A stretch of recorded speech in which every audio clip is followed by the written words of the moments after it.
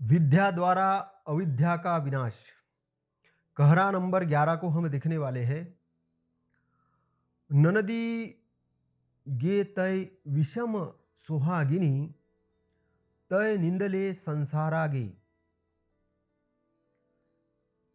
वृद्धावृत्ति कहती है कि अगे ननदी कुमती, तू बड़ी एवं अद्वितीय सौभाग्यवती है। तूने संसार के सारे जीवों को मोह की नींद में सुला रखा है। विद्यावृत्ति कहती है अगे ननदी कुमती। एक शब्द दिया है साहिब ने कि अपने ननदी से कहती है। ननदी का नाम कुमती है। कुमती यानी जिसकी मति ठीक नहीं है, अविद्यावती। तो अविद्यावती से विद्यावती कहती है तू बड़ी एवं अद्वितीय सौभाग्यवती है। तू बड़ी सौभाग्य, तूने संसार के सारे जीवों को मोह की नींद में सुला रखा है। कितनी बलवान है तू कि तुम संसार के सारे जीवों को मोह की मूर्ता के नींद में सुला के रखा है।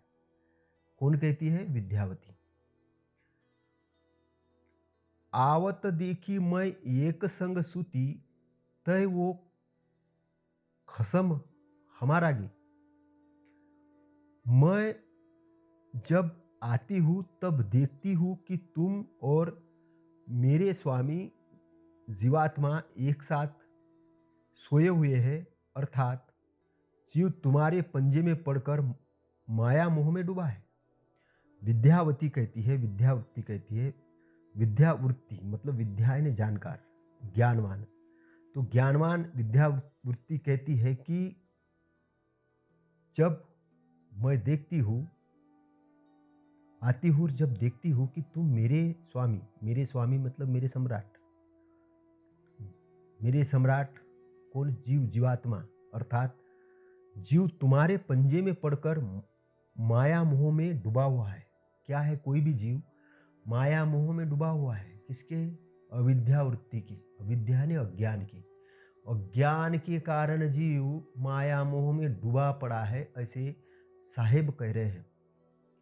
आगे साहेब क्या कहते हैं कि मोरे बाप के दुई मेहरुआ, मैं और मोर जेठानी गे। मोरे बाप के दुई मेहर रुआ, मैं और मोरी जेठानी गे।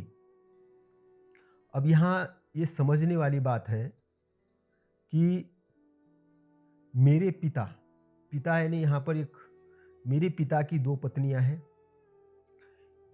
एक मैं विद्यावृत्ति और दूसरी जेठानी अविद्यावृत्ति। मतलब मेरे पिता की दो पत्नियां हैं। एक मैं विद्यावृत्ति और दूसरी मेरी जेठानी अविद्यावृत्ति। तो ये कौन कह रही है? ये विद्यावृत्ति कह रही है। पिता यानी का मतलब है यहाँ अहंकार, घमंड। घमंड हमारे अहंकार की जो दो पत्नियां हैं, अहंकार की दो पत्नियां हैं, मतलब दो चीजें हैं, दो बातें हैं। कौन है दो? एक विद्यावृत्ति है और दो एक अविद्यावृत्ति है। तो विद्यावृत्ति और अविद्यावृत्ति साथ में रहती। तो यहाँ जेठानी का अर्थ मतलब है कि जैसे एक उपमा देके बात बताई है समझाने के लिए कि जैसे कहीं शादी होती है तो पहली पत्नी है किसी की और पहली पत्नी है, तब वो दूसरी पत्नी करता है। तो पहली पत्नी और दूसरी पत्नी, तो पहली पत्नी को जेठानी कहेंगे और दूसरी पत्नी को छोटी कहेंगे। तो छोटी वाली पत्नी बड़ी को कह रही है तो जेठानी। तो क्या होता? अविद्या पहले है, फिर उसके बाद विद्या है। आदमी अविद्या के कारण ही माया मोह में है। पहली चीज समझने वाली चीज। तो अविद्यावृत्ति पहले है, विद्यावृत्ति बाद में है। अविद्या पहले है, अज्ञान पहले है, फिर ज्ञान है। क्योंकि जो जीव है, जो चेतन जीव है, जो हमारा सम्राट है, जो हम है, वो किसके कारण सोए हैं? अविद्या के कारण। अविद्या का क्या है? मोह माया। जो मोह माया का मतलब क्या है कि एक मूर्ता। माया यानी कि जो काल्पनिक, जो स्थिर नहीं है, जो परिवर्तनशील है, उसको माया कहा है। जो आपके पास नहीं रहने वाली है, जो टेम्पररी चीज है, वो माया है। तो माया को माया के रूप में जानो और सच्चाई को सच्चाई के रूप में जाना। तो जो अविद्या वृत्ति है वो क्या है? माया है। वो आएगी नष्ट होगी, आएगी नष्ट होगी। और ये जीव जो है, जो चेतन स्वरूप जीव है, उस माया के अंदर जंजाल में बंधा हुआ है, उसको पकड़ के उसने रखा है। और वो माया सब ब्रह्मांड के जितने जीव है उसको अपने कैद में रखे उसको वो घुमा रही है भवसागर में। तो कबीर साहेब कुछ शब्द देते हैं, कुछ शब्द देते हैं वो समझाने के लिए कि लोग कौन सी भाषा में समझेंगे, कौन सी भाषा। उनको शब्द चयन करना बड़ा अलग ढंग से आता है, क्योंकि उस समय के हिसाब से जो लोग थे अधिकतर साधारण पढ़े लिखे थे और जो भाषा वो जानते थे, जो वो भाषा समझ सकते थे, उस भाषा के अंदर बात करने का तरीका साहेब ढूंढते रहते थे कि जल्दी समझ में आ जाए। जल्दी समझ में आ जाए तो कभी कभी उलटबासी भी बोल देते थे, उल्टी बात भी बोल देते थे, ताकि लोगों का ज्ञान बढ़े, वो कम से कम चिंतन मनन करने लगे। जो वो धारा में बह रहे हैं, दौड़ रहे हैं, उस दौड़ को वो रोकते थे और उसके चिंतन मननशील बनाने का काम साहेब कबीर करते थे। तो जब हम रहील रसिक के जग में तब ही बात जग जानेंगे, जब मैं ज्यादा संसारिक अवस्था में थी तभी संसार के लोगों ने ये बातें जान ली थी कि जीव की अविद्या वृत्ति के पीछे विद्यावृत्ति उत्पन्न हो गई है। क्या होता है कि संसार में हम जो चलते हैं, हमारे साथ दो चीजें हैं साथ में।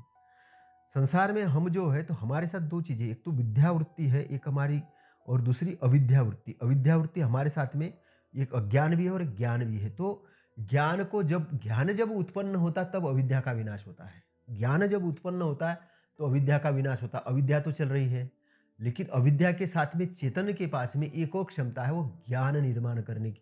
जब अपने अंदर में स्थित होते हैं, जब हम आंतरिक स्थिति में आते, तब वहां से हमको विद्या उत्पन्न हो जाती है।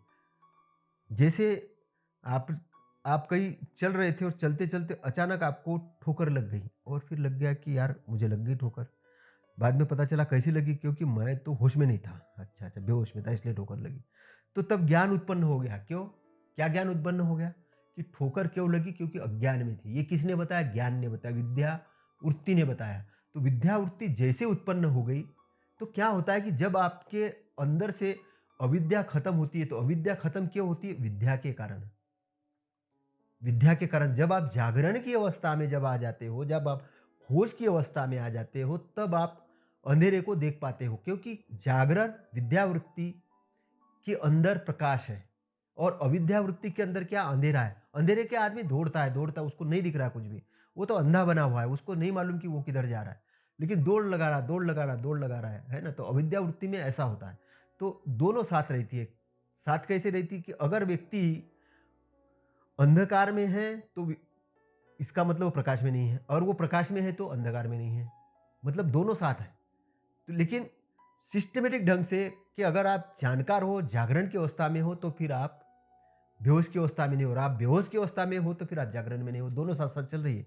अपने शरीर में दोनों चीजें हैं, अपने जीव के साथ दोनों चीजें हैं। तो जो जीव है, जो हम है, वो क्या है? जीव क्या है? अविद्या के साथ जैसी आता है वो, तो वो संसार माया में जकड़ा जाता है, उसी भव संसार सागर में घूमते रहता है। लेकिन जैसे ही उससे मुक्त हो जाता तब वो आज़ाद हो जाता है, तब वो अपने चेतन स्वरूप में स्थित हो जाता, तब वो देखता है ब्रह्मांड की सही चीज़ें। तो कबीर साहेब इस प्रकार से समझाने का प्रयत्न कर रहे हैं। भाई मोरी मोली पिता के संग सरा रुचि मोल संगाती गे। तो आगे कबीर साहब क्या कहते? मेरे अर्थात विद्यावृत्ति के पैदा होने पर तो जीवन का चित्र ही बदल गया।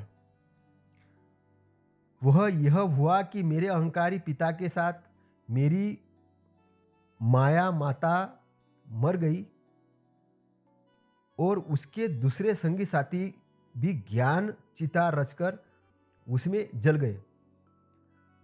तो ये बहुत महत्वपूर्ण बात है कि मेरे अर्थात विद्यावृत्ति ज्ञान के पैदा होने से ही क्या हुआ? जीवन का चित्र ही बदल गया। जीवन का चित्र कैसे बदल जाता? ज्ञान जैसे ही आया, व्यक्ति को, इंसान को ज्ञान आया, जैसे वो चेतन स्वरूप में स्थित हुआ तो ज्ञान निर्माण हुआ, होश के अंदर में आया, खोज के अंदर में आने के बाद क्या हुआ कि चित्र पूरा टोटल बदल जाता, संपूर्ण रूप से बदल जाता। जो चीज़ पहले दिख रही थी वैसी नहीं। तो उसमें क्या होता है, चित्र किस प्रकार वह यह हुआ कि मेरे अहंकारी पिता के साथ मेरी माया माता मर गई। अब मेरा अहंकारी जो पिता था वो भी मर गया और माया माता भी मर गई, दोनों मर गए। चित्र एकदम बदल गया। अहंकार जब विद्या निर्माण हुई, जब विद्या निर्माण हुई, विद्यावृत्ति आई, जब ज्ञान आया, जब प्रकाश दिखा, तो क्या हुआ, अहंकार भी मर गया और माया भी मर गई, मतलब अज्ञान भी मर गया। जो टेम्पररी चीज़ें थी वो भी खत्म हो गई। क्यों?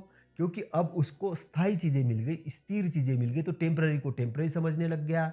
और इसका मतलब है कि ये शरीर जन्म मरण के बंधन से मुक्त हो गया। साहेब कभी सीधी सीधी बात कह रहे हैं। अभी ऐसा अगर बोलेंगे तो लोगों को एकदम समझ में नहीं आएगा। अच्छा, जन्म मरण का बंधन क्या होता है? तो भाई जन्म इसलिए लेते हो आपके आपके साथ माया है, आप कहीं नहीं लोभ मोह माया काम में पड़े हो, उसके कारण आपका शरीर उत्पन्न हुआ है, उसके कारण आपका शरीर उत्पन्न हुआ है। लेकिन अगर उससे अगर आप आजाद हो गए तो आप शरीर में नहीं आओगे, आप ब्रह्मांड के रूप में चले जाओगे। आप वो डबरे के अंदर में नहीं आओगे। शरीर शरीर तो एक नौका के रूप में आपको भी केवल पार लगाने के लिए, शरीर पार लगाने के लिए, आपको केवल पार लगाने के काम के लिए। इसलिए जागृत अवस्था में उसको अभी जो करना है वो कर लो, अच्छी चीज़ें जो करना है कर लो, जल्दी जल्दी कर लो, अच्छा ही करने के लिए जल्दी करो। ऐसे नहीं कि अभी टाल देंगे, 70 साल के हो जाएंगे, 80 साल के हो जाएंगे, 90 साल के हो जाएंगे, मरने के बाद देखा जाएगा, किसी और को छोड़ दो, है ना, मंदिर में दान दे दो, पंडित को बोल दो कि तुम भैया मेरे मोक्ष की कामना करो, मैं तो चला दारू पीने। ऐसे से नहीं चलेगा, ऐसे से नहीं चलेगा, है ना, वो अज्ञान वाली बात है। यहाँ पे ये है कि ज्ञान जो अपने अंदर में जो निर्माण हो रहा है, वो ज्ञान, वो विद्या के कारण क्या हुआ, अज्ञान की मौत हो गई। मतलब अहंकारी पिता भी मर गया और माता भी मर गई। कौन सी? माया रूपी जो माता थी, दोनों मर गए।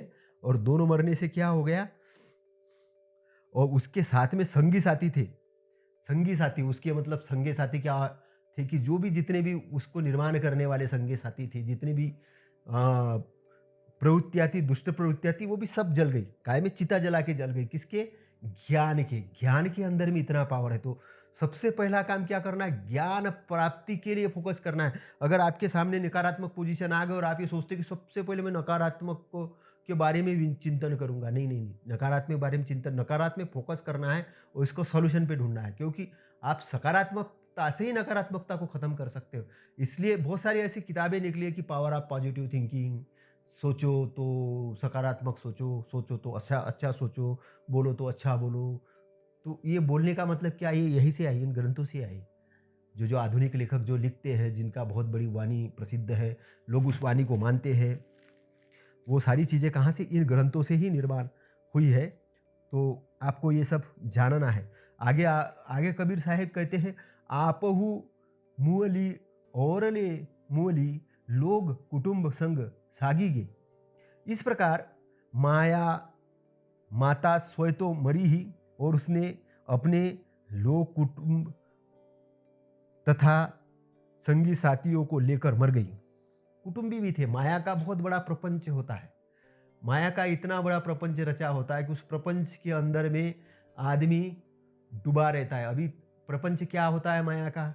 माया ने निर्माण कर दी है मूर्तियाँ, माया ने निर्माण कर दिए मंदिर, माया ने निर्माण कर दिए काल्पनिक साहित्य, माया में निर्माण कर दिए काल्पनिक ग्रंथ। माया एक मन के माध्यम से मनोयुक्ति के रूप से कल्पना करती, जिसके अंदर में वास्तविकता नहीं होती है। और उन काल्पनिक चीज़ों के अंदर में ये जीव चेतन है, उस माया के बंधन में जकड़ा हुआ घूमते रहता है। तो अब क्या होता कि विद्या रूपी विद्या उत्पन्न हो गई, ज्ञान उत्पन्न हो गया, तो ये सारा अज्ञान वो दिखने लग गया। अज्ञान वो दिखने लग गया कि किस किस दिमाग की पोजीशन में किसी शास्त्र लेखक ने ये किताबें लिखी है, किस दिमाग की पोजीशन में था कि उसने इसका ट्रांसलेशन किया है। ये प्रवचनकार है, किस दिमाग की पोजीशन में लिख रहा है। ये जो हस्तरेखा विशेषज्ञ, किस दिमाग की पोजीशन में लिखा है उसने। इस ये जो ज्योतिष्य है, उसने किस दिमाग के अंदर में बताया है। क्या उसके पास वो ज्ञान था? क्या उसके अंदर विद्यावृत्ति थी? आपके पास में जब बेसिक आ जाता तो पूरा का पूरा चित्र, पूरा का पूरा दृश्य बदल जाता है। पूरा का पूरा ब्रह्मांड का दृश्य चेंज हो जाता है। अगर बुद्ध के आई से देखे, कबीर साहब के आंख से देखे, तो उनको ब्रह्मांड कुछ अलग ढंग से दिखता है। लेकिन अगर ये शराबी की आंखों से देखे तो उसको कुछ अलग ही दिखता है। उसको अलग ही दिखेगा, वो तो रोड पे चले के घूमेगा। हाँ, हम तो इस ज़माने के बॉस हैं। हमारे सामने तो प्रधानमंत्री, राष्ट्रपति क्या लगता है, हम तो अंबानी अंबानी को क्या समझते, किसके आगे, हम तो बस ज़माने के बास हैं। तो ये अहंकार में बोलेगा वो, क्योंकि अब नशे में है, माया के नशे में है। ये नशावृत्ति वाले जो लोग हैं ये प्रकाश को नहीं देख पाते, लेकिन जब उतर जाती है तब उनको लगता है अरे अरे उम्र तो हो गई, शरीर तो जाने वाला है, कुछ किया ही नहीं, कुछ भोगा ही नहीं, अब क्या करें, क्या करें। भगवान अगले जन्म में स्वर्ग के अंदर अप्सरा दे देना, कुछ अच्छी वाली दे देना, इधर भोगने को नहीं मिली थी। वहीं पे वो सोच रहा है, शरीर में चलना हो नहीं रहा, मुंह से आवाज़ भी नहीं निकल रही ढंग से, शरीर हिल रहा है, हा हा हा हा कर रहा है, हा हा कर रहा है, लेकिन वो हिल रहा है शरीर, लेकिन ऊपर से बड़ा। हाँ, तो ये मोह माया के अंदर, तो कबीर साहब कहते नहीं, छुटो उससे, ज्ञान के अंदर में आओ, और ज्ञान के अंदर आके पूरा चित्र चेंज करो, तो बुद्ध के नज़र से चित्र चेंज हो जाता है, कबीर साहिब के अंदर से चेंज हो जाता है। जब ये पेड़ के पास से चलते हैं, नदी नालों के पास से चलते हैं, तो पूरा अपने साथ मैग्नेटिक पावर लेके चलते हैं। जब किसी से मिलते हैं और आप अगर जागरण अवस्था में हो और सदगुरु अगर है, तो उनकी उपस्थिति में ही आपको आनंद आना शुरू हो जाएगा, आपको दिखने लग जाएगा, आपको मजा आ जाएगा, क्योंकि आपका एहसास करने लग जाते हो। अगर आप नशे में नहीं हो, आप ज्ञान में हो, आप होश में हो, होश की अवस्था में हो, तो आप सदगुरु को जान सकते हो, आप सदगुरु की वाणी को जान सकते हो, सदगुरु के पथ को जान सकते हो, सदगुरु की स्थिति को जान सकते हो, और सदगुरु की अवस्था भी जान सकते हो कि ये अवस्था है ना। तो सदगुरु आपके पास में आएगा, आप पहचानोगे ही नहीं, आप तो बोलेगा ये तो कोई ऐसी साधारण आदमी है। सदगुरु आपके पास में बता के नहीं आएगा कि मैं बहुत बड़ा आदमी हूँ, वो तो आपको साधारण ही दिखाएगा। कबीर साहब बहुत बड़ा साधारण व्यक्ति थे, इंसान थे, ऐसे नहीं रहते थे कि भाई बुद्ध साधारण थे, ऐसे नहीं रहते थे अहंकार में है मैं बुद्ध हूँ। अगर ऐसा होता तो वो उनकी करुणा इतनी नहीं होती। एक भिक्षु जब बीमार पड़ गया, और बीमार पड़ने के बाद में वो अपने चिवर के अंदर ही सब चीज़ें करने लग गया, तो बाकी भिक्षु उससे घृणा करने लग गए। लेकिन तथागत को जब पता चला तो वो वहाँ गए, उन्होंने उस चिवर भी साफ करा, उस भिक्षु को नहलाया धुलाया, और बाकी भिक्षुओं को आदत दिया कि अगर आपके अंदर करुणा नहीं तो आपका ये भिक्षुपन कोई काम का ही नहीं है, आपका ये भिक्षुपन काम का नहीं है। एक बार ऐसी कुछ घटना हुई, किसी यज्ञ के अंदर में कुछ मुग बगीर पशुओं की बलि दी जा रही थी, दी जाने वाली थी। वहाँ तथागत गए, वो पशुओं को पकड़ा, बोले नहीं उसकी बलि नहीं दे सकते हो। तो ये है करुणा, ये है करुणा। करुणा का, और अंगुली वाला जैसे डाकू, वो दिखता है तो उसको बोलते तेरे अंदर से अच्छाई अभी मरी नहीं है, तू अपने अंदर को अच्छाई को स्थान दे, रे बुराई फेंक। उसको अच्छाई के अंदर लिया, डाकू को भी उन्होंने एक अच्छा इंसान बना दिया। तो ये होते सदगुरु, ये सदगुरु के लक्षण होते हैं। तो इनके चित्र अलग होते हैं। सदगुरु के अंदर से जो कबीर साहब जो बात बोलना चाह रहे हैं कि इनके आंतरिक चित्र अलग हो जाते हैं, वो चित्र वो नहीं होते। उनको पूरा ब्रह्मांड के अंदर मैत्री दिखती है, प्रकाश दिखता है, उनको पूरा आनंद दिखता है, पूरा चेतन दिखता है, और वो पूरे मालिक है अपने अपने आप के। वो शरीर के रूप में तो केवल अभी आपके साथ मेहमान रूप में है, और सबका शरीर तो मेहमान जैसे ही है, 2 दिन का मेहमान तो है। तो मेहमान शरीर को मेहमान समझो, जो चीज़ें टेम्पररी उसको टेम्पररी समझो, धन दौलत टेम्पररी उसका उपयोग करो, गाड़ी का उपयोग करो, मकान का उपयोग करो, बंगले का उपयोग करो, सारी चीज़ों का उपयोग करो, है ना, पृथ्वी का उपयोग करो, लेकिन इसको टेम्पररी समझो। टेम्पररी है टेम्पररी समझो, रिश्तेदार नातेदार ये सब टेम्पररी है, परमानेंट नहीं है। लेकिन परमानेंट बना रहे हो आप, वो परमानेंट बना के उसके साथ लिपट जाते हो, और लिपटने के कारण फिर अनित्य के साथ छूटते नहीं और नित्य को पाते नहीं हो, क्योंकि जो फिर अनित्य चीजें ये छूटती है, और अनित्य को तुम नित्य समझ रहे हो, और नित्य को अनित्य से तुम्हारा जो जीव चेतन है, चेतन है, ये एक धरातल पे सब लोग उसी धरातल पे, उस चेतन के स्थिति पे सब लोग हैं, सब लोग एक ही चेतन के रूप में हैं। उनका सबका चेतन अलग अलग है, सब अपने सम्राट है, लेकिन उस एरिया के अंदर जाने के लिए ज्ञान की जरूरत है, क्योंकि जब तक अज्ञान रूपी अंधेरे को पार नहीं करोगे तब तक ज्ञान में नहीं जाओगे। और अज्ञान रूपी अंधेरे को पार करने का तरीका क्या है? ज्ञान का निर्माण करना है पहले। भाई आपके पास टार्च है, उसको जब बटन दबाओगे, जब वो ऑन होगा तो अंधेरा छटेगा ना, फिर पूछोगे क्या इधर अंधेरा किधर गया? क्योंकि बल्ब जलते ही, लाइट आते ही, प्रकाश आते भी अंधेरा गायब हो जाता है। ऐसे ही सारी जो मनोवृत्तियाँ थी माया की, माया के जो रिश्तेदार थे, वो सारे खत्म हो गए। मतलब ये जो अनित्य चीज़ें थी वो दिखने लग गई, खत्म होने का मतलब वो दिखने लग गई। और दिखने लगने के कारण क्या हुए, वो अपने परमानेंट अवस्था में आ गए, जो अपनी सम्राट वाली अवस्था है, जो नित्य चीज़ें हैं, जो जो महत्वपूर्ण चीज़ें हैं वो दिखने लग गई। वो ये बात साहेब कबीर कह रहे हैं। आगे साहेब कबीर कहते हैं, आप ही मूली और ले मूली लोग कुटुंब संग साथी गी। तो क्या कह रहे, इस प्रकार माया, माता माया सो तो मरी, और भी अपने लोग कुटुंब और सगी संबंधियों को भी लेके मर गई। तो माया तो मरी लेकिन अपने सखी संबंधी कुटुंबों को भी लेके मर गई। और ज जव लो श्वास रहे घट भीतरी, तव लो कुशल परी है ये। जब तक शरीर में श्वास है तब तक अपना कुशल मंगल करने का अवसर है। जब तक शरीर में सांस, ये बहुत इंपॉर्टेंट है। अब कोई सोचेगा कि शरीर मरने के बाद में दिखा जाएगा, शरीर जाने के बाद पहले तो भोग लो, खा लो, कितनी भी काम वासना कर लो, खूब शराब पी लो, सो लो। हमको ज्ञान की क्या जरूरत है ना? खूब कमा लो, बटोर लो, इधर से कमा लो, चोरी कर लो, कुछ भी कर लो, जो भी करना है कर लो। हमको क्या जरूरत है किसी अच्छे मार्ग की?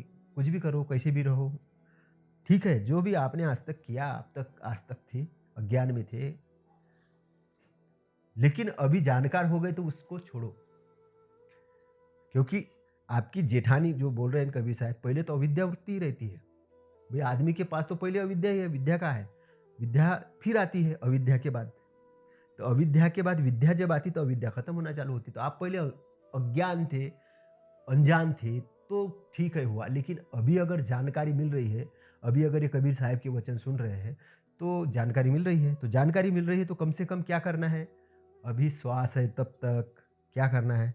शरीर में श्वास है तब तक कुशल मंगल, अपना अच्छा करने का अवसर है। अवसर है, ये अवसर है, अवसर को जाने नहीं देना। नहीं, अगर अवसर गया तो वो अवसर कब मिलेगा कोई गारंटी है नहीं। कब मिलेगा, कितने समय बाद मिलेगा, कोई गारंटी है नहीं। तो पहले अवसर मिला है तो उसका ये शुभ मंगल अवसर है, आप शरीर के अंदर में हो, आपको ये जन्म मिला है, मानव जन्म बहुत अच्छा है। आपके पास शरीर है, श्वास ले रहे हो शरीर से, तो जागृत हो जाओ। उसके लिए कुछ पैसे वैसे की ज़रूरत नहीं जागृत होने के लिए, है ना? जागृत होने के लिए कुछ पैसे की ज़रूरत नहीं है। पालती मार कर बैठ जाओ, आनापानसती करो, ध्यान करो, अच्छी चीज़ें पढ़ो, अच्छा मनन चिंतन करो, अपना इन आंतरिकाई ठीक करना शुरू करो।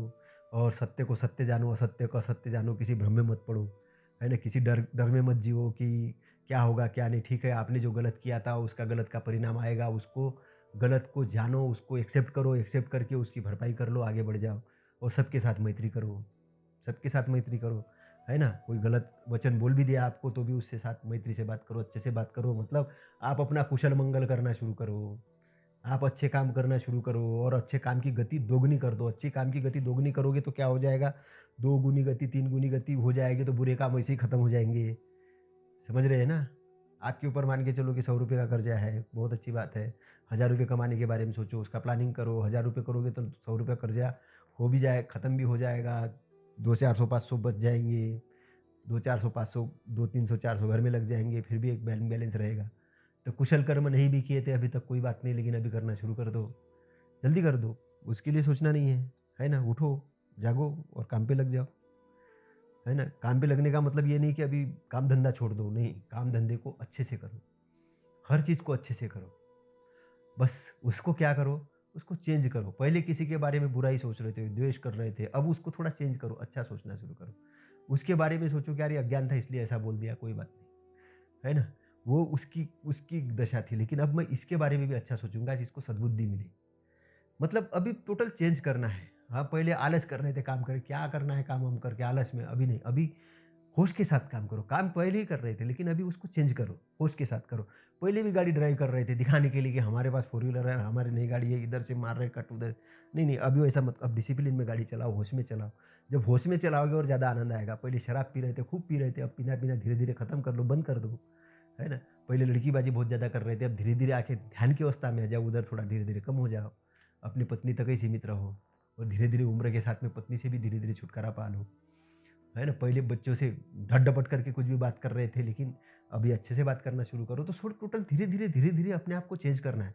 पहले ज्ञानी नहीं थे, अज्ञानी थे, इन्वेंशन नहीं कर रहे थे, अभी इन्वेंशन करो। हर चीज़ पे ज़्यादा अच्छा करने की सोचो। पहले पढ़ाई जो कर रहे थे वो उसको, जो पहले जॉब कर रहे थे उसको और अच्छे से करो, जो बिज़नेस कर रहे थे और अच्छे से करो, और आगे बढ़ो और आगे बढ़ो और अच्छा करो और अच्छा करो और अच्छा करो और अच्छा करो, इतना अच्छा करो कि आपको खुशी हो जाए। तो शुभ मंगल करने का अवसर है ये।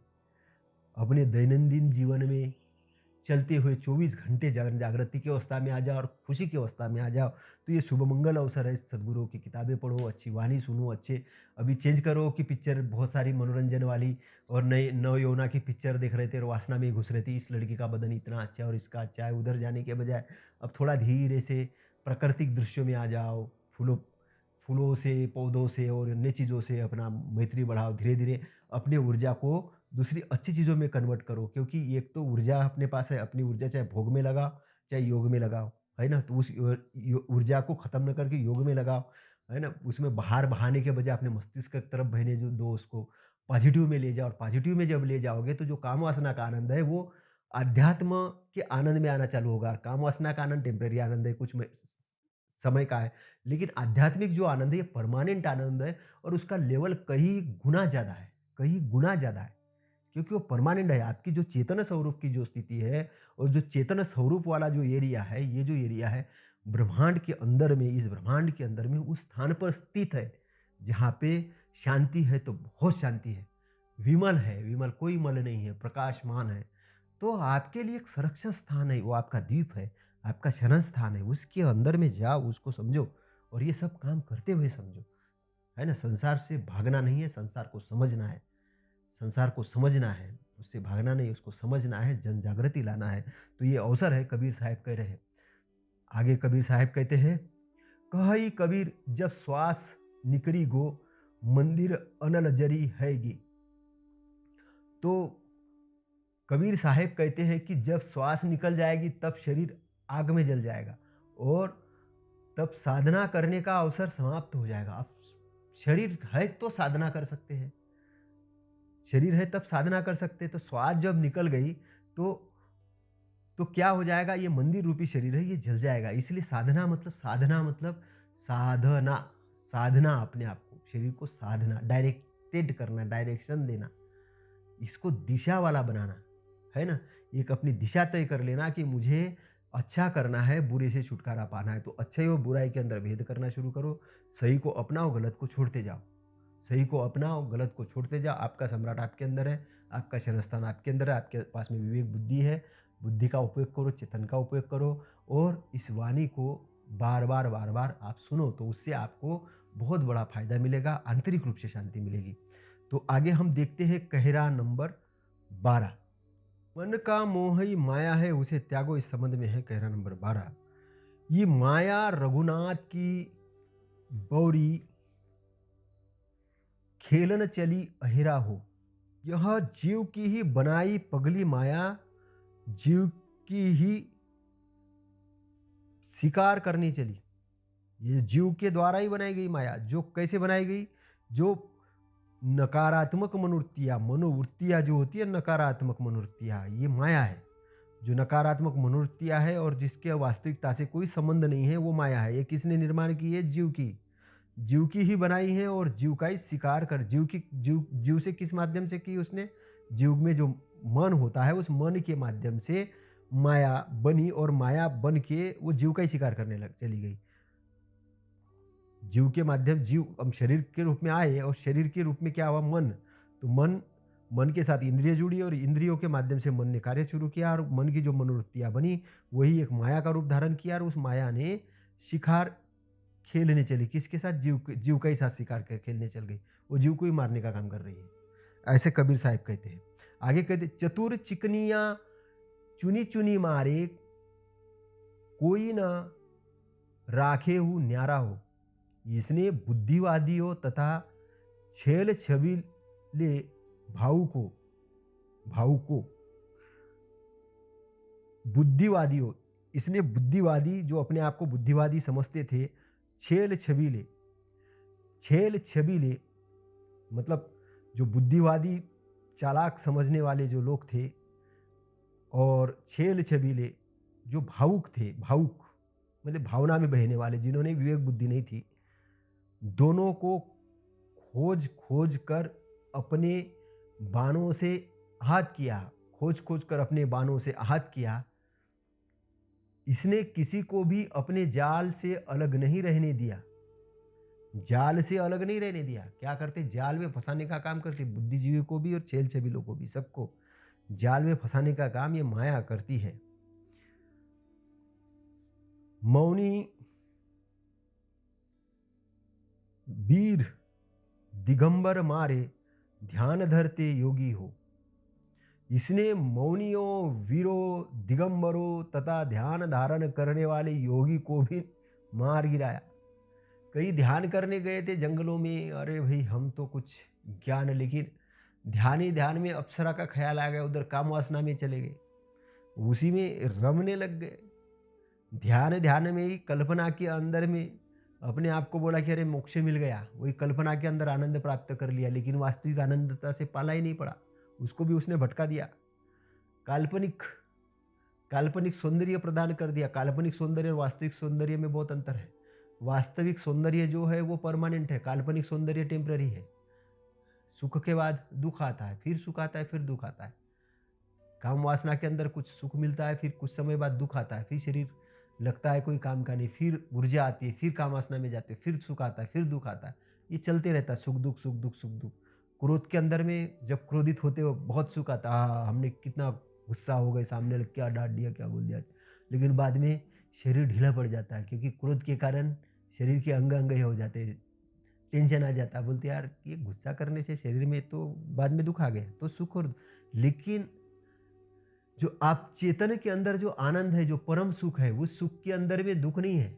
सुख मतलब सुख ही है वो, क्योंकि वो सुख आपका निर्माण किया हुआ सुख नहीं, वो अनादि काल से चला हुआ आंतरिक सुख है। समझ रहे हैं ना? जो निर्माण की वस्तु नष्ट होगी, लेकिन जो ऑलरेडी है उसको कैसे खत्म करोगे? वो खत्म नहीं, वो मायावी नहीं, वो वास्तविकता है। मायावी का मतलब टेम्पररी, और जो मायावी नहीं है वो वास्तविक। तो मौनी वीर दिगंबर मारे ध्यान धरती योगी हो, जंगल में भी मंगल मारे माया किन भोगी हो। तो लोग बोलना छोड़ देते, मौन हो जाते हैं। संसार में लड़ने भिड़ने वाले शूरवीर होते हैं, और शैव संप्रदाय में भी वीर शैव कहलाने वाले साधु होते हैं, जो दिशाओं को ही वस्त्र मानकर नंगे हो गए हैं। ऐसे नंगे साधुओं को दिगंबर कहा जाता है। योगी लोग प्राय ध्यान आदि में लगे रहते हैं। जंगल में रहने वाले साधु सन्यासी, विचरण करने से जंगम कहे जाने वाले तथा शैव लिंगायत जंगम साधु संत, इन सबको माया ने दर्द पहुंचा। इन सबका अर्थ यही है कि मन का मोह, मन की नीच आदतें, काम वासनाएं, इसी प्रकार मन्य के अनेक कुटुंब, ये सब माया है। काम जब वासना का रूप धारण करता है, वासना का रूप मतलब काम के अलावा उसको कुछ दिखता ही नहीं, तो वासना बन जाती है। तो जिस प्रकार जो वासनाएं हैं, ये वासनाएं सब मन की माया है, और ये सब केवल मौनी वीर नंगे योगी जंगम आदि बनने से ही नहीं जीते जा सकते। ये ठीक है कि सब साधना करना, सबको साधना करना चाहिए, ये बात तो ठीक है, समझ में आती है, और वासनाओं को जीतने के लिए ठीक है, जिसका आधार क्या है, लेकिन परंतु साधन, जो कबीर साहब जो कहना चाह रहे हो बात गहराई में है। वे कहते हैं कि तुम बाहरी आचार विचार करने लगते हो, और बाहरी आचार विचार में तुम चाहते हो कि लोग तुम्हें ये कहे वो कहे, तुम लोगों को दिखाव में आके अपने आप को बहुत बड़े साधक कहलाने लगते हो। क्या होता है, कोई नंगा रहता है तो उसको भी घमंड हो जाता है कि मैं नंगा हूँ, बाकी लोग कपड़े पहन के हैं। किसी को लगता मैं दाढ़ी हूँ, मेरे पास बहुत बड़ी दाढ़ी है तो देखो। किसी को लगता मैंने वेद पूरा पाठ कर लिया, कंठस्थ कर लिया, तो उसका घमंड है।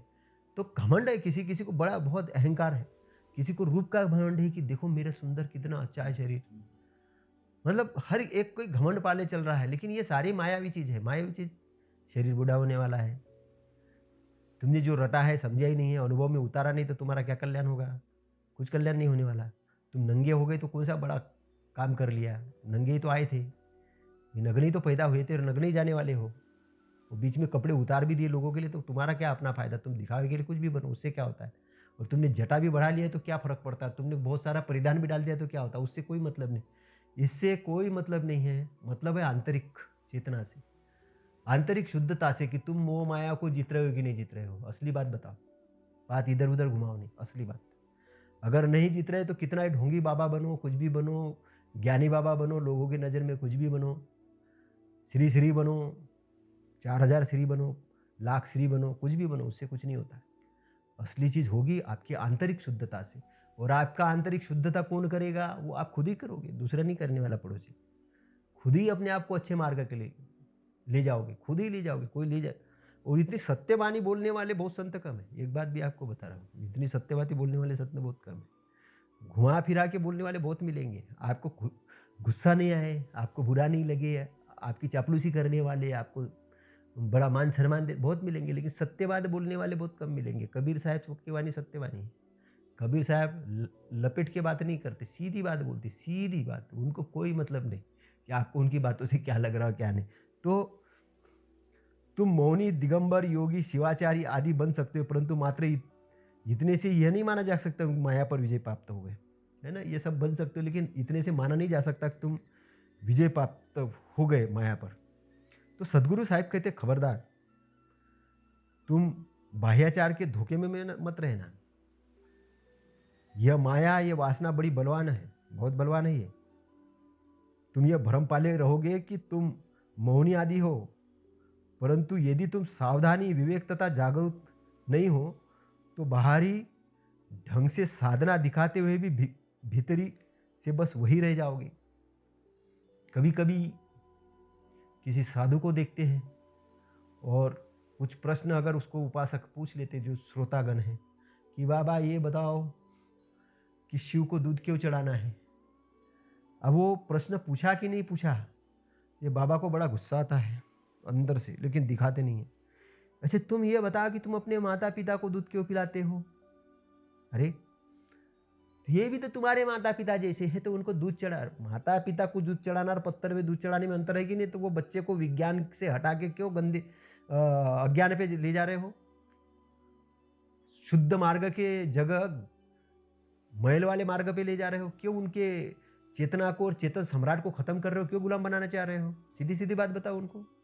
बालक ने प्रश्न ही पूछा है ना, तो प्रश्न पूछा तो उसका उत्तर भी वैसे ही दो। लेकिन ये बाबा ये समझते कि हम तो बहुत पहुंचे हुए हैं, हम तो ज्ञानी हैं, ये सारी प्रजा जो सुन रही है तो सब अज्ञानी है और हम सबसे ज्ञानी, क्योंकि हम उच्च पीठ पे बैठे, हमने थोड़ी दाढ़ी बढ़ा ली है, हमारे पास में कुछ 10 20 50 साधु संत हैं, 2-4 नेता वेता लोग भी चलते हैं, नमस्ते करते, चमत्कार करते हैं। जितने भी नेता हैं बहुत होशियार होते हैं, साधु बाबा जान लो, क्योंकि आपके पास सामने 20-25 हज़ार लोग बैठे हुए हैं।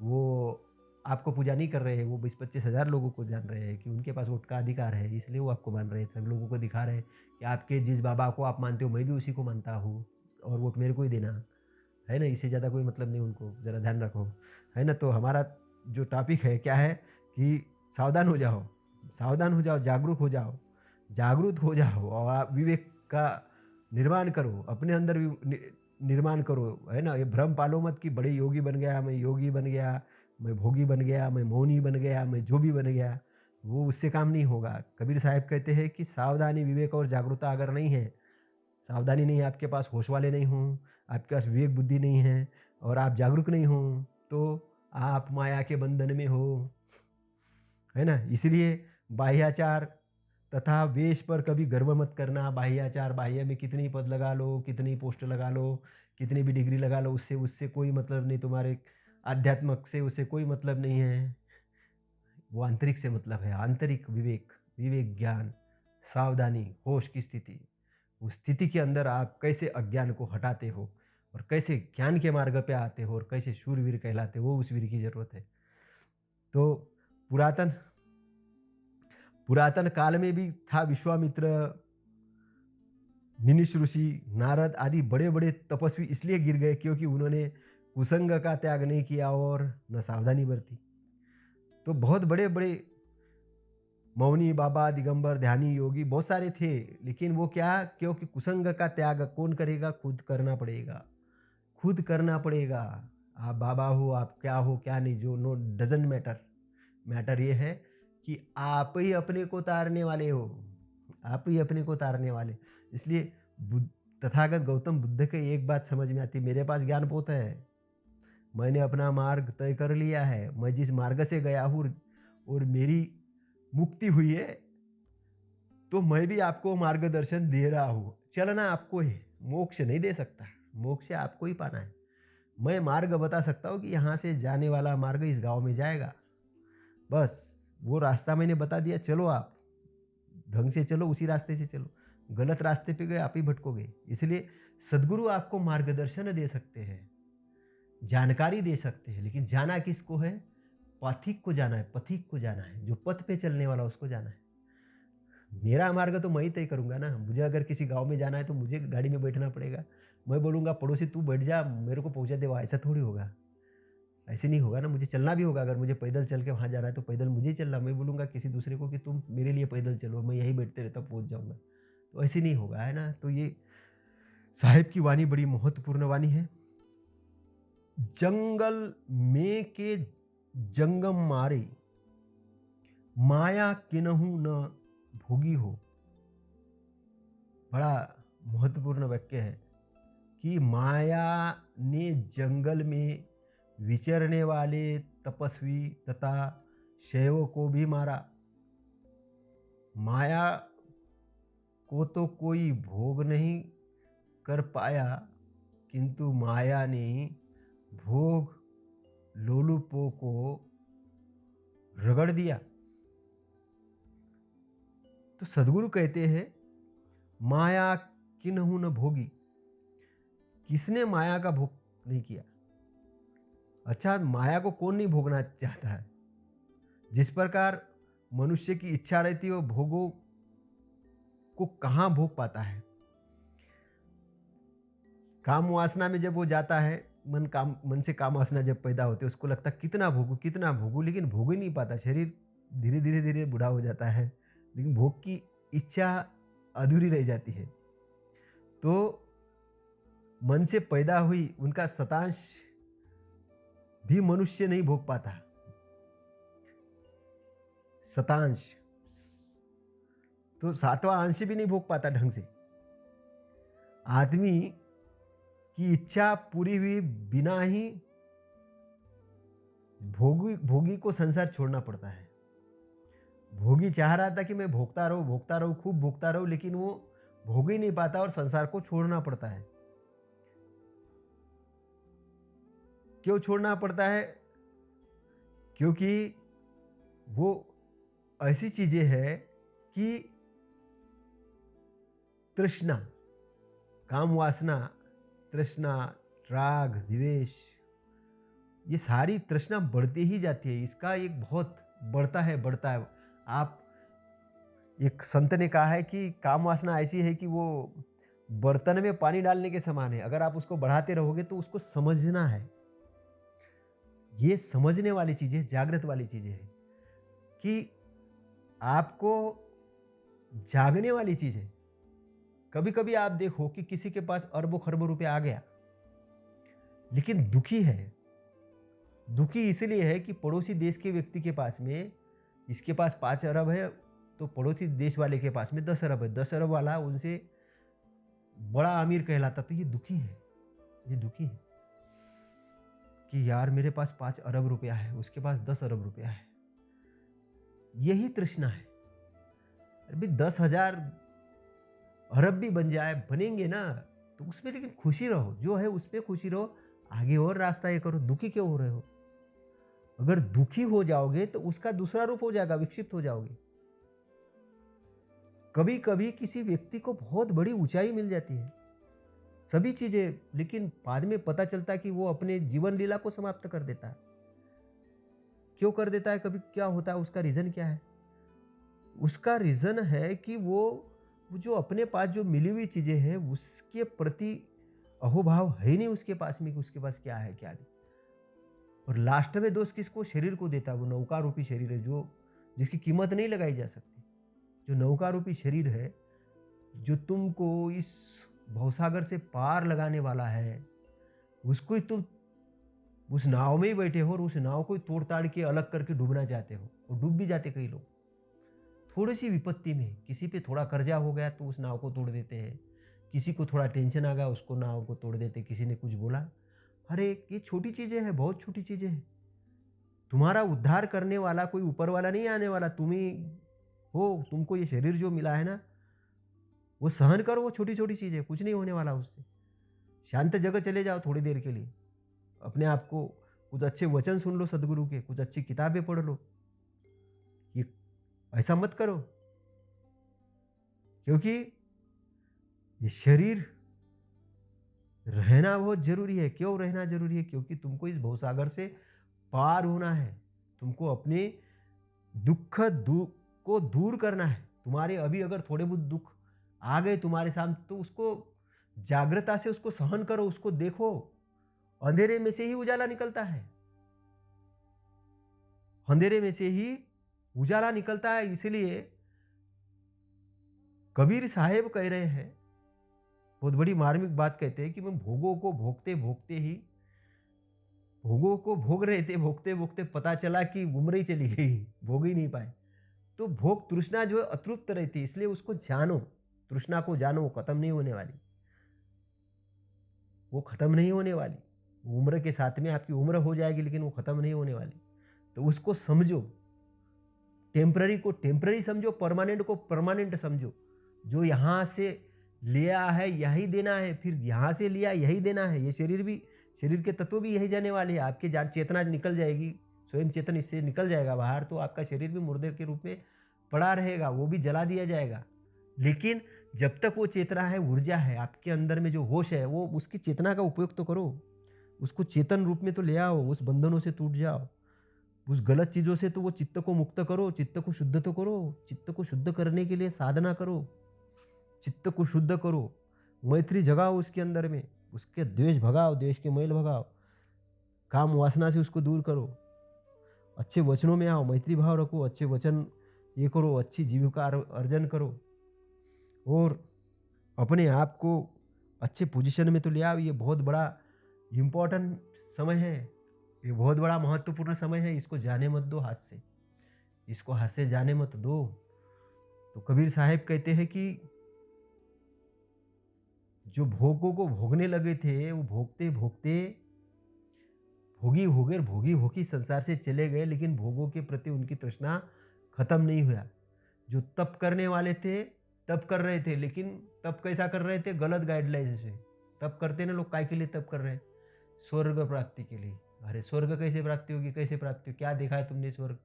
कुछ ईश्वर प्राप्ति के लिए तप करते हैं, कुछ ईश्वर प्राप्ति के लिए, कुछ स्वर्ग प्राप्ति के लिए, कुछ अलग अलग डेस्टिनेशन के लिए, कोई चमत्कार प्राप्ति के लिए। और बड़े अहंकार के साथ, हमने 15 दिन तक कुछ खाया नहीं, हम तो जमीन के नीचे लेट गए थे, हम तो ऐसे हैं, हम तो वैसे हैं। लेकिन बात वो नहीं, बात सावधान हो, जागृत हो, चित्त का मेल समाप्त कर दिया है, स्वयं चेतना में बस गए हो, अपने आप को कुरीति से दूर कर दिया है, शुद्ध हो चुके हो। देखो अंदर, देखो अंदर, देखो देखो, तो छुटकारा पाओ, इन चीज़ों से छुटकारा पाओ, और वो शुद्ध चेतन में आओ। देखो वो कितना बड़ा धन है, कितना बड़ा सम्राट है जो तुम्हारे पास में परमानेंट है। नहीं तो फिर उस बंधनों में बंध के और उस भवसागर के दुख में आ जाओगे, सिंहासन नहीं चढ़ पाओगे। वो सिंहासन नहीं चढ़ पाओगे। जो चेतन स्वरूप जहाँ बैठ के सम्राट बन जाता है, वो सम्राट नहीं बन पाओगे। वो सम्राट बनना है, तो वो सम्राट बनना है, इसलिए इसको समझना है। तो आगे साहेब क्या कहते हैं? वेद पढ़नते वेदुआ हमारे, पूजा करनते स्वामी हो। इतना ही नहीं, वेद पढ़ने वाले वेदाभिमानियों को भी माया ने धर दबोचा, और पूजा करने वाले स्वामियों को भी। अब इतना ही नहीं, वेद पढ़ने वाले वेदाभिमानियों को भी माया ने धर दबोचा, और पूजा करने वाले स्वामी को, वेद की पूजा करने वाले जो पुरोहित है उसको भी धर दबोचा माया ने, और उनको पढ़ने वालों को भी दबोचा।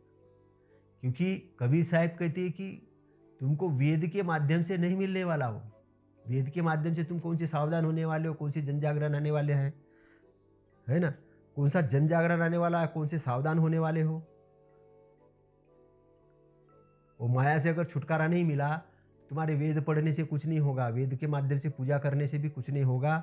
और ऐसे लोग पूजा करते और वेद पढ़ते पढ़ते माया के जंजाल में ही मुक्त न हुए और भवसागर के अंदर पार नहीं हुए, और वो वैसे जैसे आए थे वैसे ही निकल गए। अर्थ विचारत पंडित मारे, बांधे हु सकल लगामी हो। इसी प्रकार उसने अर्थ विचार तथा टीका वास्यायो भाष्य करने वाले पंडितों को दे पटका और सबको अपनी लगाम में बांध दिया। माया बहुत पावरफुल है। उसने अर्थ बताने वाले पंडित पढ़ पढ़ के और व्याख्या करने वाले, भाष्य बताने वालों को भी माया ने पटक दिया। श्रृंगी ऋषि बन भितरी मारे, शीर ब्रह्मा का फोरी हो। यही नहीं, माया ने वन के भीतर रहने वाले श्रृंग ऋषि को पकड़कर मार गिराया, और ब्रह्मा जी का तो उन्होंने सिर ही फोड़ दिया। सिर फोड़ दिया मतलब माया के चक्कर में पड़ के ब्रह्मा अविवेकवान हो गए। ब्रह्मा जी के बारे में बहुत सारी कल्पना है, इसका हम जिक्र नहीं करेंगे, लेकिन महत्वपूर्ण है कि माया से ब्रह्मा भी मुक्त नहीं हो पाए कबीर साहब की नज़र में। वन के भीतर रहने वाले श्रृंग ऋषि को भी पकड़ के मार गिराया माया ने। माया से उनका भी छुटकारा नहीं हुआ। नाथ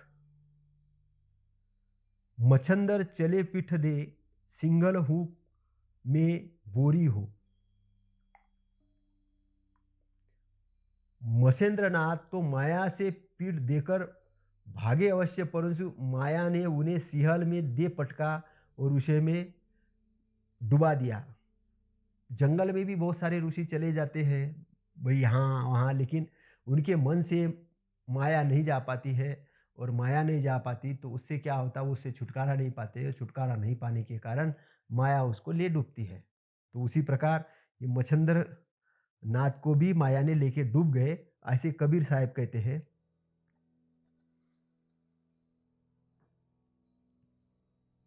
साकट के घर करता धरता, हरि भक्तों के चेरी हो। यह माया निगुरो तथा अभक्तों के यहाँ तो स्वयं कर्ता धर्ता बनकर उन्हें ठगती है, और हरि भक्तों के यहाँ दासी बनकर उन्हें बेवकूफ़ बनाती है।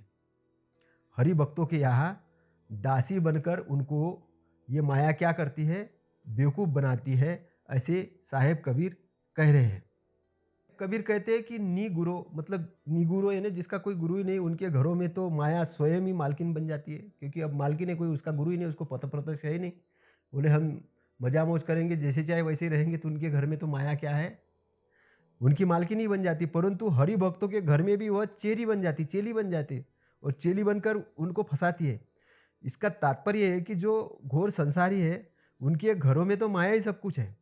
घोर मतलब संसारी क्या मतलब, वो इस माया के अंदर खूब डूबे हुए हैं, उनके तो यहाँ वो मालिक ही है ना। वे तो सिर से पांव तक ही डूबे हैं माया के अंदर, परंतु हरि भक्तों को भी माया ने चेरी बनाकर फंसा लिया है। आप देखते होंगे कि कई साधुओं के आश्रमों में साधुनी, सन्यासी महंत आश्रमों में महंतनी, स्वामिनी और सेविका बनकर कई ज्ञान वैराग्य को भी चाट जाती है उनके। कई कई आपने देखा होगा कि बहुत सारे कुछ ऐसे ऐसे बातें हो जाती है, आप पेपरों में पढ़ते होंगे, कई आते होंगे समाचारों में कि उस साधु ने उसके साथ बलात्कार कर दिया, ये कर दिया, इतने लड़कियों को फंसा लिया, ये कर दिया। ये क्या है, ये माया के कर्तव्य है। वो साधु के दिमाग के ऊपर माया ने सवार हो गए, वो काम वासना में सवार होकर उसने गलत धंधे कर बैठा। तो इस प्रकार हरि भक्तों को भी, हरि के जो भक्त थे, जो भक्ति कर रहे थे, उनको भी चेली बन के उन्होंने ये कर दिया। कभी चेली बन के, चेला बन के, जो भी है, कोई साधु भी है उसके साथ कोई चेले हैं, तो वो जो उस प्रकार से जो बातें जो होती है, कि ये सब माया के हैं, तो कबीरदास कह रहे हैं कि माया ने किसी को भी नहीं छोड़ा। तो त्याग के नाम पर क्या होता है? त्याग के नाम पर कायर कपूत लोग बिगड़ी घड़ी बनकर संसार में गलत आदर्श उपस्थित करते। बिगड़ी घड़ी, घड़ी मतलब जो टाइम ही नहीं दिखा रही, जिनका कोई आचरण ठीक नहीं है, कोई सदाचार नहीं, कुछ नहीं, वो गलत प्रस्तुत कर रहे हैं, आदर्श ही गलत प्रस्तुत करते। लोगों को बोल रहे कुछ तो ऐसे ऐसे होते कि तुम भांग पियो। क्यों? शंकर जी ने भी भांग पिया था, तुम भी पियो, प्रसाद है। तो उसको जबरदस्ती नशा पत्ती में लगाते हैं। कुछ लोग चोरी करने को लगाते हैं। अरे चोरी करने, मंदिर में दान दे दो। तुम जितनी चोरी करते हो उसका इतना % मंदिर में दान दो, मूर्ति में तुम्हारा माप। कुछ तो ऐसे मिलेंगे, कुछ भी करो, साल भरे में गंगा में एक बार नहाओ, तुम्हारा माप।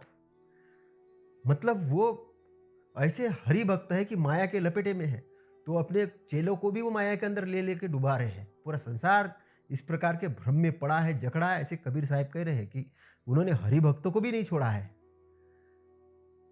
तो ये जो मोह है, माया है, इसको बचना है, इसको समझना है। तो कबीर साहब आगे क्या कहते हैं? कबीर साहब आगे ये कह रहे हैं कि कहई कबीर सुनो हो संतो, जो आवे त्यो फेरी हो। कबीर साहब कहते हैं कि हे संतो, मैं तो माया सामने आते उसे लौटा देता हूं। माया से मुक्त रहने का यही सही तरीका है। तो कबीर साहब क्या कहना चाह रहे हैं? कही कबीर सुनो संतो, जो आवे त्यो फेरी हो। तो क्या कह रहे संतों को? माया सामने आते ही उससे मुंह फेर लो, उसको लौटा दो, उसका स्वागत मत करो। तो ये इस कहरा का अंतिम महासूत्र है, महावाक्य है, जो आवे त्यो फेरी हो। जैसे दृश्य, मलिन दृश्य अगर आए तो उससे मुंह घुमा लो, मतलब आपकी चेतना को उससे डाइवर्टेड कर लो। उन स्मरणों को, जो स्मरण आपके लिए ठीक नहीं, उस मलिन है, आपके मन को मलिन करते, उसके तरफ से उन्हें त्याग दो, उनको बार बार याद मत करो, और उधर से मन को हटा लो, उधर से चेतना को आप हटा लो। जो संसार की वस्तुएं तुमको मिलती है, धन मिलता है, जो अपने निर्वाह के लिए लगता है वो आपका है, और जो लोगों के निर्वाह के लिए लगता है वो उनका है। उस पर आसक्ति मत ये करो कि भाई वो बस सभी मेरा ही है। अगर आपको बहुत बहुत सारी फसल हो गई उदाहरण के लिए, तो ठीक है, आपने फसल बेच के उसमें पैसा कमा लिया, लेकिन गोदाम में भर के उसको सड़ने मत दो कि अगली बार के लिए राख, बस इसको स्टोर करके रखते हैं। भले ही वहाँ अकाल पड़ा है, लोगों को खाने को नहीं मिल रहा, लोग बेचारे नहीं, खाना ढंग से नहीं मिलने के कारण बच्चे भूखे हैं, चिल्ला रहे हैं, रो रहे हैं, वहाँ पे ध्यान दो। वो अनाज उधर चला जाना चाहिए, सरकार ने या जो धनाढ्य लोग हैं उन्होंने उधर ध्यान देना चाहिए। तो जब आप ऐसा करोगे तो आपके अंदर से वो एक नई चेतना पैदा होगी, कुछ देने की चेतना, कुछ अच्छा करने की चेतना, और अच्छा करने की चेतना आपको बड़ा बनाएगी। बड़ा धन और पैसे से ही नहीं, आंतरिक भी बढ़ाएगी। ये मोह माया से छूटने का एक तरीका है। दान, अच्छी चीजों के लिए दान क्यों देते? कि मोह माया से छूटने के लिए। लेकिन वो नहीं, केवल मंदिर बनाने के लिए करोड़ों दे रहे हो, लेकिन जो भूखे बच्चे उनके लिए कुछ नहीं दे रहे हो, हॉस्पिटल बनाने के लिए कुछ नहीं दे रहे हो, वैज्ञानिक प्रयोगशाला के लिए कुछ नहीं दे रहे हो। वो किसान है जो भूखे मर रहे हैं, उनको कुछ सहयोग नहीं कर रहे हो। नए उद्योग धंधे खड़े करने के लिए और वो लोगों को प्रशिक्षण करने के लिए उतना काम नहीं कर रहे हो जितना करना चाहिए, उधर नहीं कर रहे हो। तो ये सोच रहे हो कि अगला चुनाव आएगा तो उसके लिए इतने करोड़ रुपए चाहिए, इतने इतने पटेलों को देना है, इनको देना है, उनको देना है, ताकि हमको चुनाव जीतना है। और काय के लिए जीतना है? तो ये जो हमने इतने हजार करोड़ कमा के रखे, इसको सुरक्षित रखना है। और कुछ उद्योगपति सोचेंगे कि हमको ये नेताओं के साथ दोस्ती करना है और उनसे बहुत सारा पैसा इकट्ठा करना है, और पैसा इकट्ठा करके बड़े उद्योग लगाना। अच्छी बात है, लेकिन उद्योग लगाओ, लेकिन काय के लिए लगाओ? लोगों को फायदा पहुंचाने के लिए, लोगों को लूटने के लिए नहीं। अगर ये सोच रहे हो कि हम लोगों को लूटने के लिए कुछ भी प्लानिंग बना रहे हैं, लोगों को परेशान कर रहे हैं, तो वो प्लानिंग आपकी कोई काम की नहीं है, क्योंकि आपकी उम्र ही 100 साल की है। बहुत कम लोग हैं जो 150 साल जीते हैं। 140, 130, 135 बहुत कम लोग हैं। 90 में, 80 में, 70 में, 70, 80, 90, 100, 70, 80, 90, 100 उधर जाके निपट जाते हैं। अभी 40 साल के हो, 50 साल के हो, 60 साल के हो, 60 के हो तो 30 साल बचे, 70 के हो तो 20 साल बचे, 90 के हिसाब से भी उम्र माने तो कभी भी शरीर छोड़ के जा सकता है आपको। इसलिए शरीर है तो उसका उपयोग कर लो माया से दूर करने के लिए। असली संपत्ति जो है उसको पालो। असली संपत्ति न पाके दूसरे मोह माया में पड़े हो, उधर से ध्यान हटाओ, देने में लगाओ। पाओ तो दो, पाओ दो, दोनों। आसक्त मत हो जाओ कि बस ये मुझे ही मिलना चाहिए, किसी को नहीं मिलना चाहिए, ये मेरे ही पास रहना चाहिए, ऐसा। ये जो टेम्पररी चीज़ है इसको मिल बांट के खाओ। ये मिल बांट के खाने से आपकी जो लोभ वाली प्रवृत्ति है, जो संग्रह प्रवृत्ति है, इस पे आपका थोड़ा अनकंट्रोल हो जाएगा। कंट्रोल नहीं चाहिए उस पे, संग्रह प्रवृत्ति पे कंट्रोल नहीं। क्योंकि आज संसार के अंदर में सबसे ज़्यादा दुखी कारण क्यों हो रहा है? ये संग्रह प्रवृत्ति के कारण। व्यक्ति संग्रह करता है हर चीज़ को, देने की भावना नहीं। प्रकृति जैसा बनो। प्रकृति में बीज डालते हो, 4 महीने के बाद में और एक फसल देती, फिर और एक फसल देती। आम का देखो 1 साल में 1 फसल देता है, फल देखो आता है, आप उसका उपयोग करो, नहीं उपयोग करो खराब हो जाएगा। ऐसा सोचो कि आपके पास चीज़ें आती रहेगी, आप देते रहेंगे, आप दानदाता बनेंगे। लोगों के बारे में अच्छा सोचो, लोगों के बारे में आप अच्छा सोचो। लोगों का अच्छा होगा नहीं होगा ये बाद वाली बात है, लेकिन पहले आपका अच्छा होगा। क्योंकि आपने लोगों के बारे में अच्छा सोचा, आपने मैत्रीवान सोचा, तो आपके अंदर से आपको मैत्री निर्माण होगी। और आपके अंदर से आपको मैत्री निर्माण होगी तो आप उस मैत्री से कारण आपका प्रदीप प्रकाशमान होगा, आंतरिक प्रकाश निर्माण होगा और आपको ज्ञान की अवस्था प्राप्त होना शुरू हो जाएगी। लेकिन आप द्वेष की अवस्था में तो अपने चित्त के अंदर मैलों को इकट्ठा करोगे, मैल इकट्ठा करोगे तो आप भवसागर के बंधन में पड़ रहे हो। भवसागर के तो आप वो चीज़ों को सोचो कि आप कर्म करते वक्त, आजीविका चलाते वक्त भी आप अपने आप को अच्छे लाइन पे ले जा सकते हो, है ना? आजीविका चलाते वक्त, दिमाग से सोचते वक्त, कर्म करते वक्त, बोलते वक्त, तो हर बार अपने को ऐसा रखना है कि गलत चीज़ों को दूर भगाना है। गलत चीज़ों को दूर भगाना, माया के चीज़ों को दूर भगाना है। माया काय में राग, द्वेष, मूढ़ता। राग, द्वेष, मूढ़ता, काम, काम वासना। काम जब वासना में परिणत होता, वासना मतलब कि वही उसी में लगा हुआ है, 24 घंटे उसी में, रात में, दिन में, उसी के बारे में, काम के बारे में बात कर रहे हैं, काम के ही गाने सुन रहे हो, काम वासना के ही पिक्चर देख रहे हो और काम वासना की ये कर रहे हो। तो काम वासना में क्या हुआ? काम वासना में फंस गए हो। काम वासना की कथाएं देख रहे हो, काम वासना की बुकें पढ़ रहे हो, तो काम वासना में हो गए। उससे दूर हटो।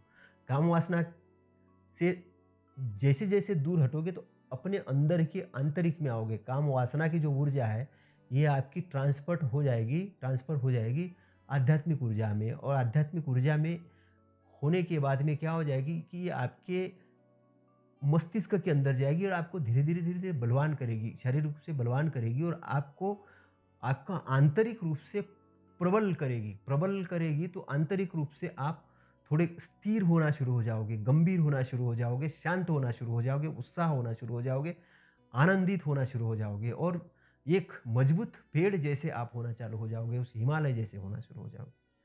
तो आपको उसको ट्रांसफ़र करना सीखना है। तो जो गलत चीज़ें आती है उसको कबीर साहब कहते हैं मैं लौटा देता हूँ, उसको लेता नहीं हूँ। गलत किसी ने अगर कबीर साहब को गाली दी तो वो गाली अपने अंदर नहीं लेते हैं, वो क्या करते हैं, गाली को लौटा देते हैं। कबीर साहब की कोई फालतू प्रशंसा करने लग गए तो फालतू प्रशंसा नहीं लेते, वो सच्चे सही को सही मानते हैं, गलत को गलत मानते हैं। वो प्रशंसा से बहुत उत्साहित नहीं होते और गुस्से से बहुत दुखी नहीं होते, बैलेंस में, क्योंकि उसका उनका मालिक खुद है। तो आपको भी अपना मालिक बनना है, आपको भी अपना मालिक बनना है। कबीर साहब के पास लोभ नहीं है, वो संग्रह प्रवृत्ति नहीं है कि बस ये वस्तु आई तो मैं किसी को नहीं दूंगा, मेरे पास ही रहना चाहिए, मेरा ही धन है, किसी को नहीं मिले। तो ये इस प्रकार की जो संग्रह वृत्ति है, संग्रह वृत्ति भी ठीक चीज़ नहीं है।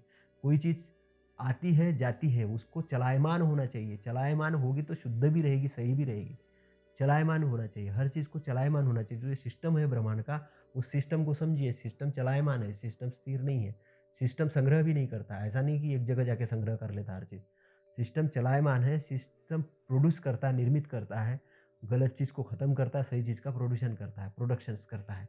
तो प्रोडक्शंस करता है तो हमको ऐसी परिस्थितियाँ निर्माण करनी है अपने आजू बाजू में कि हम सही चीज़ों का निर्माण कर सके, सही नैतिकता का निर्माण कर सके। और वो कैसे करेंगे? हमारे अपने सोचने से, बोलने से, कार्य करने से। और हमारे लक्ष्य ऐसे होने चाहिए, सारी चीज़ें हमारी आकांक्षा, हमारे बिहेवियर, सारी चीज़ें मतलब ये हो कि माया के बंधनों से, माया यानी जो काल्पनिक है, जिसका अस्थिर है, उससे छूटने के लिए होना चाहिए, है ना? वो टेम्पररी चीज़ों से छूट के हमको अपने चेतन के रूप में आना चाहिए, क्योंकि शरीर के साथ ये सारी चीज़ें जाने वाली, तो शरीर जब तक है तब तक जागृत अवस्था में आ जाओ, अच्छे कर्म करो, लोगों की भलाई करो, आपकी भी भलाई करो, परिवार की भी भलाई करो, सबकी भलाई करो और एक अच्छे व्यक्ति बन के दुनिया के अंदर में एक अपना नाम रोशन करो। आपका मंगल हो, आपके परिवार का मंगल हो। धन्यवाद।